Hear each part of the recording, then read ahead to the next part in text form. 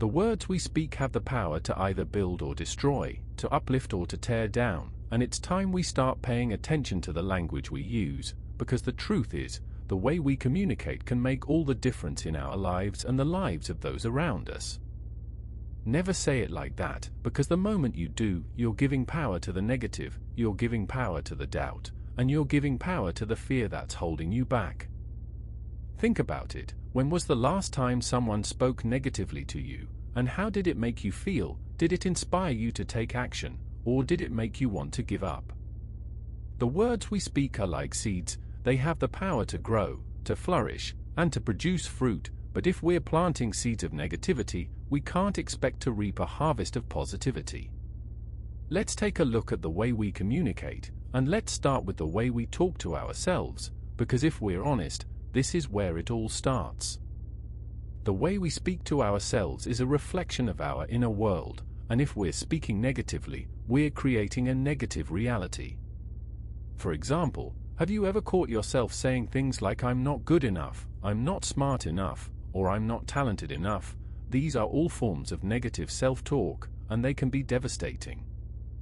I remember a story about a young girl who was struggling in school. She was failing her classes, and she was on the verge of dropping out. But then she met a teacher who changed everything. This teacher started speaking positively to her, telling her that she was capable, that she was smart, and that she was talented, and slowly but surely, this young girl started to believe it. She started to speak positively to herself, and she turned her life around. The way we speak to ourselves matters, and it's time we start paying attention to our inner dialogue, because if we're not careful, it can become a self-fulfilling prophecy. Let's make a conscious effort to speak positively to ourselves, to encourage ourselves, and to uplift ourselves, because when we do, we'll start to see a shift in our outer world.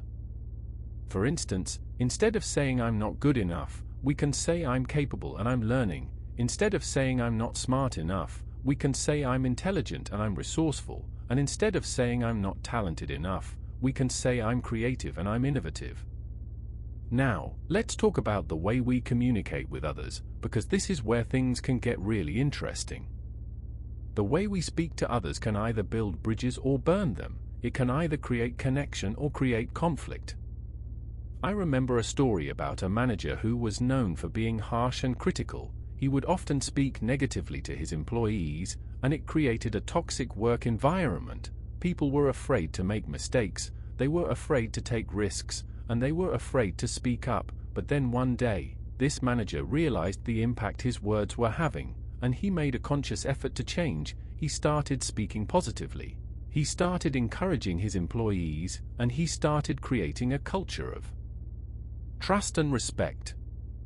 The way we communicate with others matters, and it's time we start paying attention to the language we use, because it can either inspire or intimidate. Let's make a conscious effort to speak positively to others, to encourage them, and to uplift them, because when we do, we'll start to see a shift in our relationships. For example, instead of saying "you're doing it all wrong," we can say "I appreciate your effort, and let me show you a better way." Instead of saying "you're not good enough," we can say "I believe in you, and I know you can do it." And instead of saying "you're a failure," we can say "you're learning, and you're growing." Another important thing to consider is the way we respond to challenges, because this is where our true character is revealed.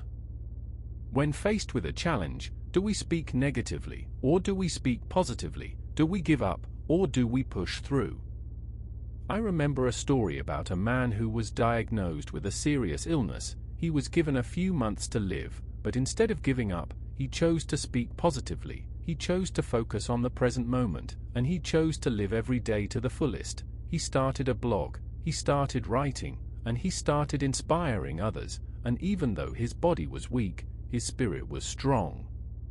The way we respond to challenges matters, and it's time we start paying attention to our mindset, because it can either hold us back or propel us forward.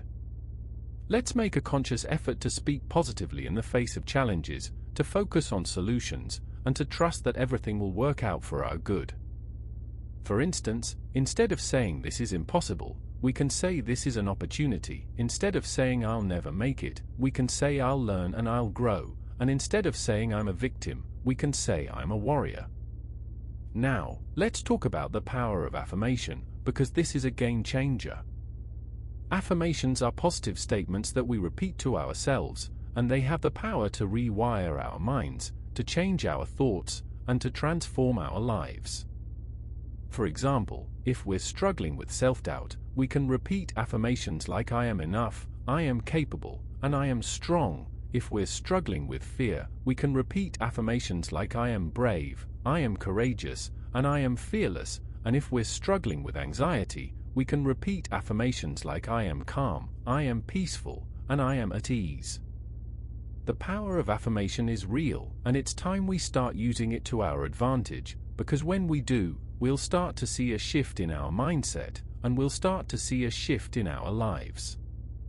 Let's make a conscious effort to repeat positive affirmations to ourselves, to believe in them, and to trust that they will manifest in our reality. For instance, we can repeat affirmations in the morning, we can repeat them throughout the day, and we can repeat them before we go to bed, and as we do, we'll start to see a transformation in our thoughts, our feelings, and our actions. Another important thing to consider is the way we listen to others, because this is where we can either build trust or break it. When someone is speaking to us, do we listen with an open mind, or do we listen with a closed mind? Do we listen with empathy, or do we listen with judgment? I remember a story about a therapist who was working with a client. This client was struggling with addiction, and he was feeling ashamed, but instead of judging him, this therapist listened with empathy, she listened with compassion, and she listened with understanding, and as she did, this client started to open up, he started to trust her, and he started to heal. The way we listen to others matters, and it's time we start paying attention to our listening skills, because it can either create connection or create conflict.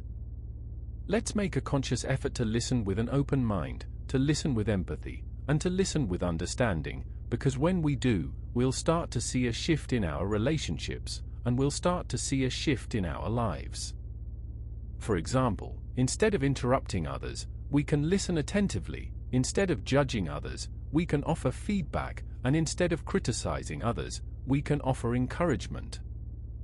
Finally, let's talk about the importance of taking action, because this is where the rubber meets the road. It's not enough to just speak positively, or to just think positively. We must take action, we must put our words into practice, and we must put our thoughts into motion. I remember a story about a man who wanted to start a business. He had a great idea, but he was afraid to take the leap, he was afraid to fail. But then he realized that the only way to succeed was to take action, so he started small, he started with a plan, and he started with a vision, and as he took action, he started to see progress, he started to see results, and he started to see success. The importance of taking action cannot be overstated, because it's the only way to turn our words into reality, it's the only way to turn our thoughts into manifestation, and it's the only way to turn our dreams into a tangible experience. Let's make a conscious effort to take action, to put our words into practice, and to put our thoughts into motion, because when we do, we'll start to see a shift in our lives, and we'll start to see a shift in our world. For instance, we can start by setting goals, we can start by creating a plan, and we can start by taking small steps, and as we do, we'll start to see momentum, we'll start to see progress, and we'll start to see success. In conclusion, the way we communicate matters. It matters to ourselves, it matters to others, and it matters to our overall well-being. Let's make a conscious effort to speak positively, to think positively, and to take action, because when we do, we'll start to see a shift in our lives, and we'll start to see a shift in our world. So, I want to leave you with a challenge today. I want to challenge you to pay attention to your language, to pay attention to your thoughts, and to pay attention to your actions, because when you do, you'll start to see a transformation, you'll start to see a shift, and you'll start to see a new reality emerge. Remember, the words we speak have the power to either build or destroy, so let's choose to build, let's choose to uplift, and let's choose to inspire, because when we do, we'll start to see a world that is more positive, more loving, and more compassionate.